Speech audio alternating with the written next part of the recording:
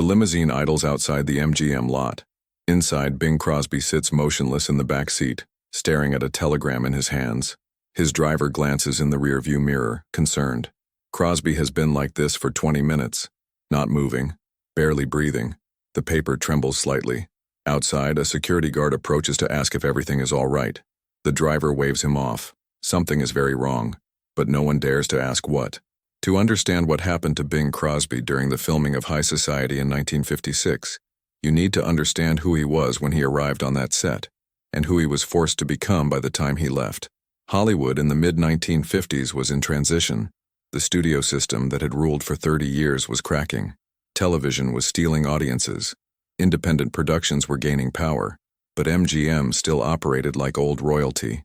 Louis B. Mayer was gone, but his rules remained. Control the stars. Control the narrative. Control everything. High Society was supposed to be a safe bet. A musical remake of The Philadelphia Story, with the biggest names available: Bing Crosby, Grace Kelly, Frank Sinatra, Louis Armstrong, director Charles Walters, Cole Porter songs. Guaranteed success. But nothing about that production would be safe. Crosby arrived in January 1956 as the most bankable star in Hollywood.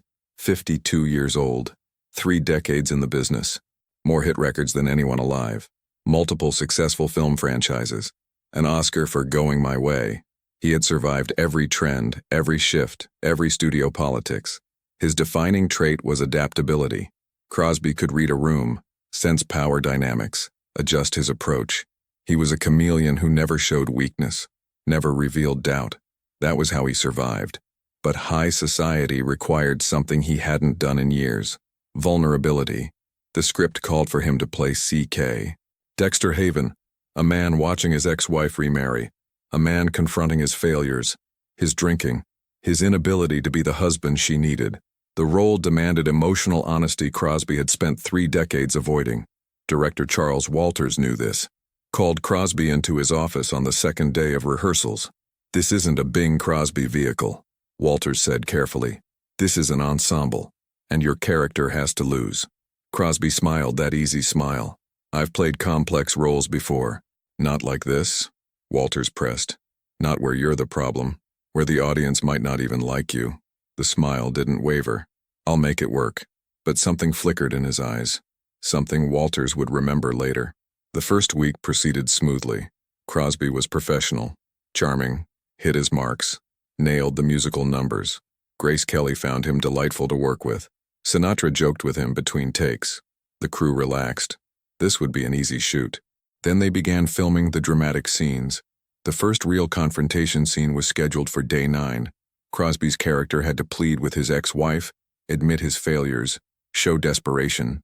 Walters called action. Crosby delivered the lines perfectly, technically flawless, emotionally hollow. "Cut," Walters said. "Let's go again." More vulnerability. They did 6 takes, each one technically perfect, each one empty. During lunch, Walters pulled Crosby aside. "You're protecting yourself." Crosby's expression hardened slightly. "I'm giving you what's in the script. You're giving me Bing Crosby playing a character. I need the character, without the armor." Crosby stood.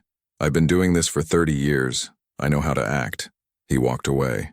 Walters watched him go, noted how Crosby's hands were clenched. The tension grew over the next 2 weeks. Walters pushed harder. Crosby pushed back. Not with tantrums, not with star behavior, with that impenetrable professionalism that was somehow worse. He showed up on time, knew every line, did every take, and gave nothing real. The other actors noticed. Grace Kelly tried to help, offering to run lines to find the emotional truth together. Crosby was gracious, thanked her, and remained completely closed off. Sinatra was more direct. Cornered Crosby at the craft services table on day 17. "What's going on with you?" Crosby poured coffee. "Nothing, just working." "You're sleepwalking through this," Sinatra said. "I've seen you do better in your sleep." Crosby's jaw tightened. "Frank, I appreciate the concern. This isn't concern. This is me telling you you're killing the picture." The coffee cup paused halfway to Crosby's lips. "Excuse me? You're so afraid to look weak that you're making the whole thing weak. This character's supposed to be broken. You look like you're announcing baseball scores." Crosby set the cup down carefully. "I'll handle my performance. He walked away, but his hands were shaking. That night, Crosby sat in his dressing room until almost midnight. The script was open on his lap.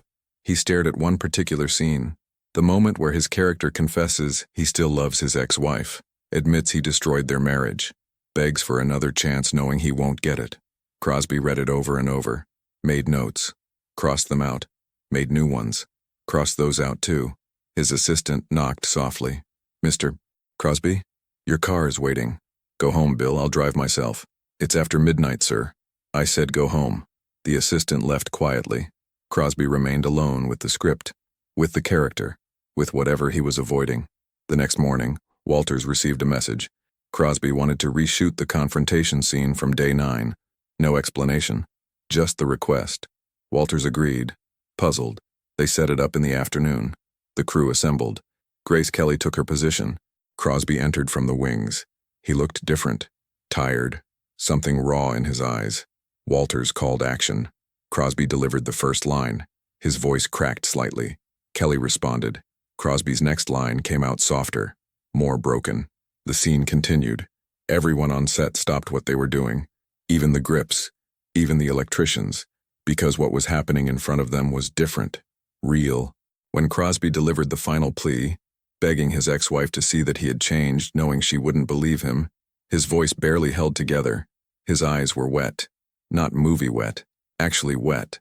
Kelly responded with her rejection, professional but firm. Crosby's face crumpled for just a moment. One real moment. Then he turned away as the scene required. Walters called cut. The set was silent. Crosby walked directly to his dressing room without a word.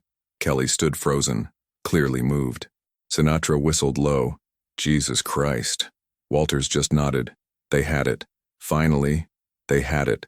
But Crosby didn't emerge from his dressing room for 2 hours. When he did, he was back to normal, professional, smiling, ready for the next scene, as if nothing had happened. They shot the rest of his scenes over the next 3 weeks. Every emotional moment now had that same raw quality, that same willingness to break. It was extraordinary work, the best of his career, some said. But something had shifted. The crew noticed it. His co-stars noticed it.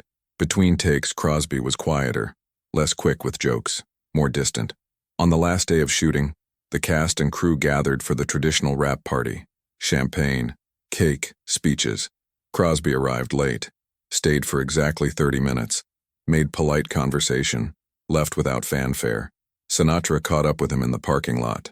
"Hey, where you going? Party just started." Crosby opened his car door. "Home, Frank." "I'm tired." "You've been tired for a month," Sinatra observed. "What happened to you on this picture?" Crosby was quiet for a long moment. Then, "I had to remember things I spent 30 years forgetting." "Like what?" "Like what it feels like to fail someone you love." He got in the car, closed the door, drove away. 3 weeks later, Crosby received a telegram. His wife, Dixie Lee, was in the hospital. Liver failure. Years of alcoholism finally catching up. She died 2 days later. Crosby had been divorced from her since 1952, but they had 4 sons together. 22 years of history. The funeral was private. Crosby spoke to almost no one, but several people noticed him standing alone by the grave after everyone left. Standing there for over an hour. Just standing. Grace Kelly called him a week later, offered condolences, asked if he was all right. Crosby thanked her politely. "I'm fine, Grace. Thank you for calling. Bing, if you need to talk, I appreciate it. But I'm fine." He hung up, sat in the dark living room of his house, alone. The script for High Society was still on the coffee table. He hadn't looked at it since Rap, didn't need to. He had every scene memorized, especially the ones where his character confronted his failure as a husband. When High Society premiered in July 1956, the reviews were ecstatic. Crosby's performance was called a revelation, vulnerable, honest, heartbreaking. He attended the premiere, smiled for photographers, did interviews, said all the right things about working with such talented people. No one asked what it cost him. No one saw what happened when he watched those scenes for the first time on the big screen. How his face went carefully blank during every emotional moment. How his jaw clenched. How he left the theater during the after-party and sat in his car for 20 minutes before he could drive home. Sinatra called him the next day. "Saw the picture last night. You were right. You knew how to act. Crosby made a non-committal sound. Thanks, Frank. You okay? Why wouldn't I be? Because that performance came from somewhere real, and I know what it's like to bleed on camera. Crosby was silent. Then, I'm not doing another one like that. Like what? Like anything that requires me to. He trailed off. To feel it. Sinatra finished. Yeah, you don't have to. I know, and I won't. He didn't. For the next 20 years of Crosby's career, he never took another role that demanded that level of emotional vulnerability. He made comedies, light musicals, television specials, everything calculated to be pleasant, professional, safe. Colleagues who worked with him in later years described him as warm but distant, present but somehow not there. He was generous with young performers, patient with crews, never late, never difficult, and never, ever unguarded. In 1974, a young journalist asked him about high society during a press junket. That's considered one of your best performances. Would you ever do something like that again? Crosby smiled that easy smile. I'm too old for romantic leads now. But the emotional depth, I leave that to the method actors, not my style. The interview moved on. But the journalist noticed how Crosby's hand had tightened around his coffee cup during the question, how it took a moment before he relaxed again. Grace Kelly, by then Princess Grace of Monaco, wrote to him in 1976. They hadn't corresponded in years. The letter was brief, mentioned seeing high society again at a retrospective. I forgot how extraordinary you were in it. How brave. I hope you know that. Crosby read the letter 3 times, wrote back, Thank you for the kind words. It was a wonderful experience working with you. Hope all is well in Monaco. He didn't mention that he had never watched the film again after the premiere. Didn't mention that he kept the script in a locked drawer in his study. Didn't mention that sometimes late at night he thought about that character, that broken man begging for forgiveness, and felt something twist in his chest. When Crosby died in 1977, the obituaries focused on his enormous success. The records, the films, the cultural impact. High Society was mentioned as one of his notable later works, but no one wrote about what it took from him.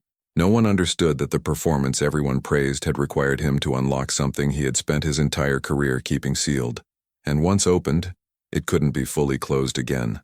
Sinatra, when asked about Crosby years after his death, said, Bing was the smoothest operator I ever met. Never saw him sweat, except once, on High Society.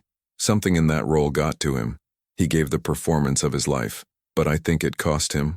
I think it cost him a lot.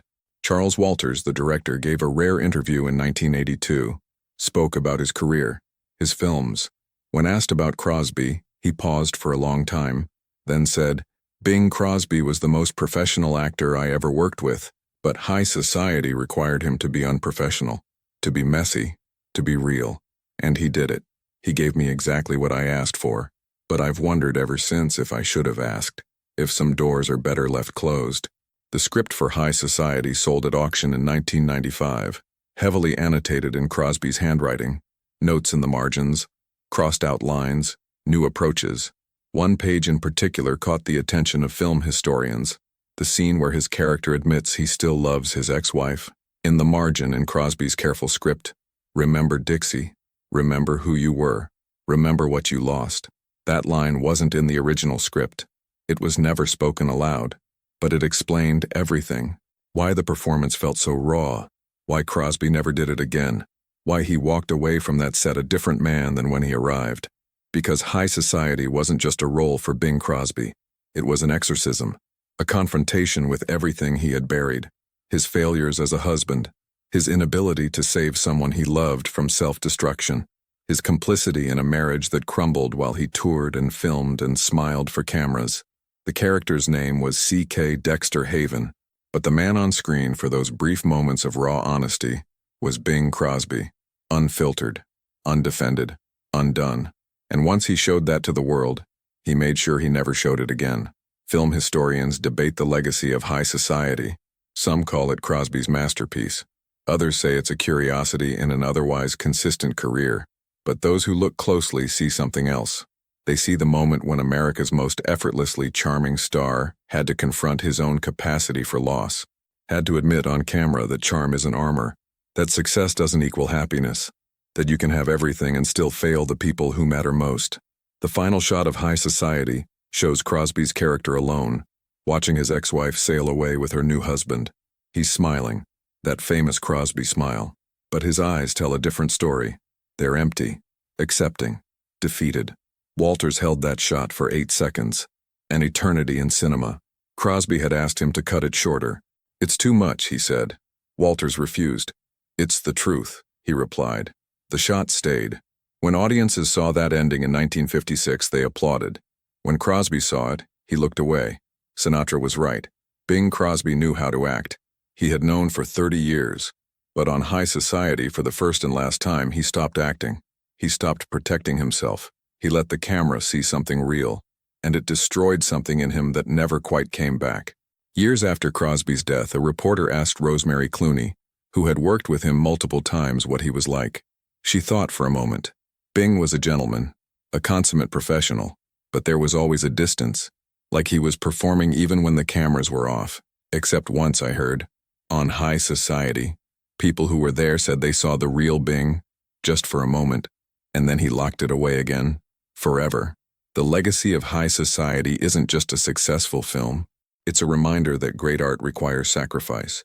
Sometimes the price is time, sometimes it's money, sometimes it's comfort, and sometimes, for performers like Bing Crosby, it's the very armor that keeps you safe. He gave audiences the truth, and spent 20 years making sure he never had to give it again. Because some performances don't just take your energy, they take pieces of your soul.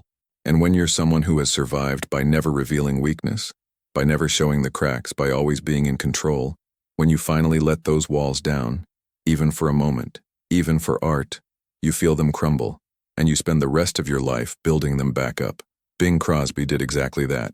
He rebuilt his armor, resumed his career, kept smiling, kept performing, kept that easy charm intact until the day he died. But High Society remains, a document of what happened when the armor failed, when the performance ended, when Bing Crosby, just for one film, one role, one moment, stopped being Bing Crosby and became simply human, vulnerable, broken, real, and he never forgave himself for it.